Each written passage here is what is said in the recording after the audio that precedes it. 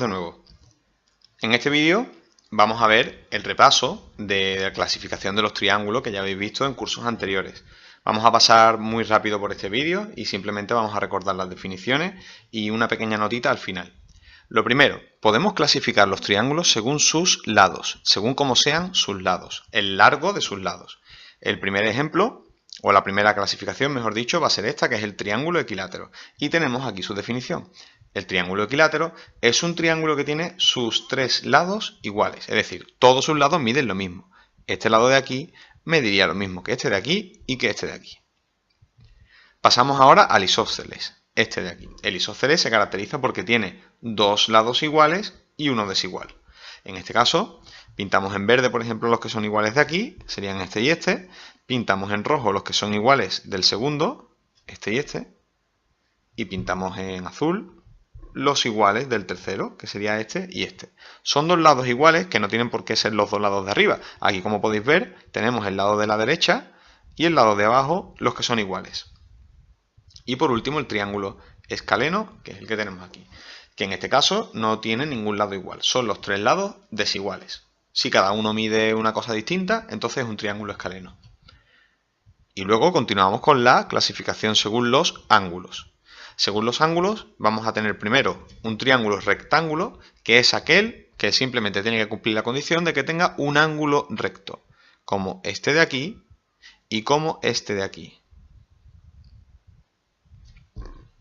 Luego vamos a tener un triángulo acutángulo. El triángulo acutángulo es aquel que tiene tres ángulos agudos.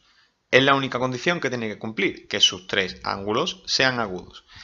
Agudo significa que sea menor de 90 grados. Es decir, que no sea un ángulo recto, que sea más pequeño que el ángulo recto. Aquí, como os fijáis, también estos tres ángulos son más pequeños de 90. Vamos a venirnos al ejemplo este que tenemos aquí, el último. Si yo tuviera que el ángulo B, este de aquí, midiera 90 grados, el lado debería ser así. Como el lado que yo tengo, que lo pinto en verde, es más pequeñito, en verde no, que no se ve mucho, en lila. Este de aquí tiene una inclinación menor, este ángulo de aquí va a ser agudo también, menor de 90 grados. Y por último, el obtusángulo, que es el que tiene simplemente un ángulo obtuso. Que si el acutángulo o el ángulo agudo era que era menor que 90, el obtuso significa que sea mayor que 90 grados. Por supuesto, el ángulo recto lo que significaba era que fuera mayor de 90 grados. En este caso, los ángulos obtusos serían este de aquí y este de aquí, que si os fijáis miden más de 90 grados. Para el primero, el de 90 grados sería así, y como la línea viene por aquí, es más grande de 90 grados. El ángulo completo en lila que he dibujado antes es más grande de 90 grados. Por lo tanto, es un obtusángulo. Y lo más importante de todo, siempre recordar la notita que tenemos aquí abajo, que la suma de los tres ángulos de un triángulo siempre deben sumar 180 grados. Ponemos un ejemplo.